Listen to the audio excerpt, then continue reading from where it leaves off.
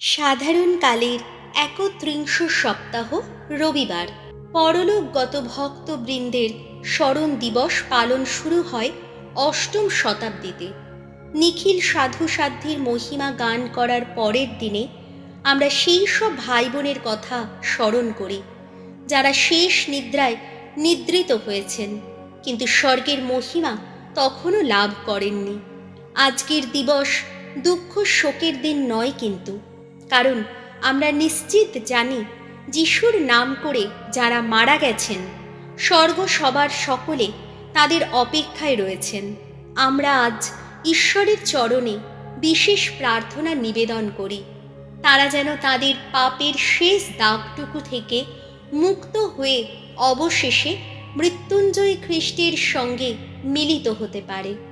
প্রথম পাঠ, প্রজ্ঞা পুস্তক ৩ অধ্যায়, পদ সংখ্যা ১ থেকে ৯। ধার্মিকদের আত্মা কিন্তু ঈশ্বরেরই হাতে, কোনো যন্ত্রণাই তাদের স্পর্শ করবে না কখনো। যত নির্বোধের চোখে দেখা গিয়েছিল তারা যেন মৃত, মনে হয়েছিল তাদের প্রয়াণ যেন তাদের মহা অমঙ্গল। আমাদের ছেড়ে তাদের চলে যাওয়া যেন তাদের সম্পূর্ণ বিলুপ্ত হয়ে যাওয়া, অথচ তারা এখন শান্তিতেই আছে, কেননা মানুষের দৃষ্টিতে দণ্ডিত হলেও তাদের তবুও আছে অমরত্বের নিশ্চিত প্রত্যাশা। সামান্য দুঃখ ভোগে সংশোধিত হয়ে তারা শুভময় কত কিছু পাবে, কেননা ঈশ্বর তাদের যাচাই করেছেন, দেখেছেন তার আপনজন হবার উপযুক্ত তারা। শোধন পাত্রে রাখা সোনার মতোই তাদের তিনি যাচিয়ে নিয়েছেন, তাদের তিনি গ্রহণ করেছেন আহুতি দেওয়া যোগ্য বলির মতো। তাদের কাছে ঈশ্বর আসবেন যেদিন, সেদিন তো তারা আলোয় দীপ্তিমান হবে, হয়ে উঠবে তারা খড়ের মধ্যে ছড়িয়ে পড়া স্ফুলিঙ্গেরই মতো। তারা তো সেদিন সমস্ত জাতির করবে বিচার, সমস্ত মানুষের ওপর প্রভুত্বই করবে সেদিন। স্বয়ং প্রভুই তাদের ওপর রাজত্ব করবেন চিরকালের মতো। যারা তাঁর ওপর এতদিন ভরসা রেখেছে তাদের তখন সত্যের উপলব্ধি হবে। যারা এতদিন বিশ্বস্ত ছিল তারা অন্তরে ভক্তি নিয়ে তার কাছে বাস করবে তখন। ঐশ্য করুণা ও অনুগ্রহ তাদের জন্যেই তো সঞ্চিত রয়েছে, যারা তাঁর মনোনীত জন। প্রভুর বাণী, শাম সঙ্গীত, ধুয়ো। প্রভু, অন্ধকারে ভয় কি আমার, তুমি তো আছো পাশে। ভগবান আমার রাখাল, আমার কিসের অভাব।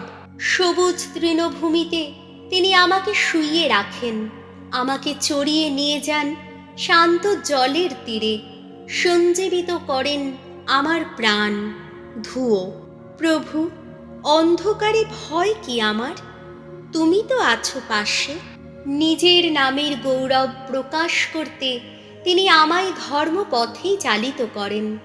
ছায়াচ্ছন্ন গিরিশ সংকট পার হতে গিয়েও কোনো অমঙ্গলের ভয় করি না আমি। ওগো, তুমি যে সারাক্ষণ আমার সঙ্গেই রয়েছ, তোমার যষ্টি, তোমার পাঁচনি, এই তো আমার ভরসা। ধুয়ো।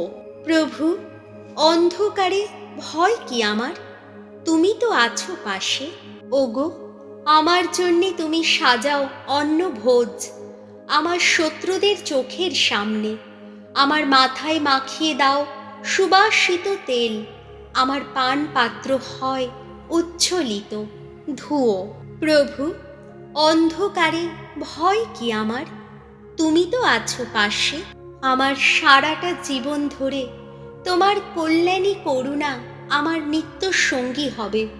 ভগবানের গৃহে বাস করব আমি, জীবিত থাকব যতদিন। ধুয়ো। প্রভু, অন্ধকারে ভয় কি আমার, তুমি তো আছো পাশে। দ্বিতীয় পাঠ, রোমীয়দের কাছে পলের পত্র ৬ অধ্যায়, পদ সংখ্যা ৩ থেকে ৪ এবং ৮ থেকে ৯। প্রিয়জনেরা, দীক্ষা স্নানের দ্বারা খ্রিস্ট যিশুতে অবগাহিত হয়েছি। আমরা সকলে তার মৃত্যুর মধ্যেই অবগাহিত হয়েছি, আর তাই দীক্ষা স্নানে আমরা তাঁর সঙ্গে সমাহিত হয়েছি, তাঁর সঙ্গে মৃত্যুতেই সমাহিত হয়েছি, যাতে মৃতদের মধ্য থেকে খ্রিস্ট যেমন পিতার মহিমা শক্তিতে পুনরুত্থিত হয়েছেন, তেমনি আমরাও যেন এক নবজীবনের পথে চলতে পারি। কিন্তু খ্রিস্টের সঙ্গে আমাদের যখন মৃত্যু হয়েছে, তখন এই কথা বিশ্বাস করি যে তার সঙ্গে আমরা জীবিতও থাকব, কারণ আমরা জানি মৃতদের মধ্য থেকে পুনরুত্থিত খ্রিস্টের আর মৃত্যু নেই, তার উপর মৃত্যুর আর কোনো কর্তৃত্বই নেই। প্রভুর বাণী। বাণী বন্দনা। জয় জয় প্রভুর জয়। এসো তোমরা আমার পিতার যারা আশিস ভাজন, জীবন রাজ্যে গিয়ে পাবে তোমরা প্রাপ্য পুরস্কার। জয় জয় প্রভুর জয়। মথি রচিত মঙ্গল সমাচার 25 অধ্যায়, পদ সংখ্যা 31 থেকে 40। একদিন যিশু নিজের ভাবী পুনরাগমনের সম্বন্ধে শিষ্যদের কাছে এই কথা বললেন। মানবপুত্র যখন আপন মহিমায় মহিমান্বিত হয়ে আসবে আর তার সঙ্গে আসবে সমস্ত স্বর্গদূত, সে তখন নিজের গৌরবের সিংহাসনে এসে বসবে এবং তার সামনে তখন সকল জাতির মানুষদের সমবেত করা হবে। মেষপালক যেমন ছাগ থেকে মেষদের পৃথক করে নেয়, তেমনি সেও মানুষ থেকে মানুষকে পৃথক করে নেবে। মেষগুলিকে সে রাখবে তাঁর ডান পাশে আর ছাগগুলিকে বাঁ পাশে। তারপর ডান পাশে যারা আছে এই রাজা তাদের বলবে, এসো তোমরা আমার পিতার আশীর্বাদের পাত্র যারা, জগতের সৃষ্টির সময় থেকে যে রাজ্য তোমাদের দেওয়া হবে বলে রাখা আছে, তা এবার তোমরা নিজেদেরই বলে গ্রহণ করো।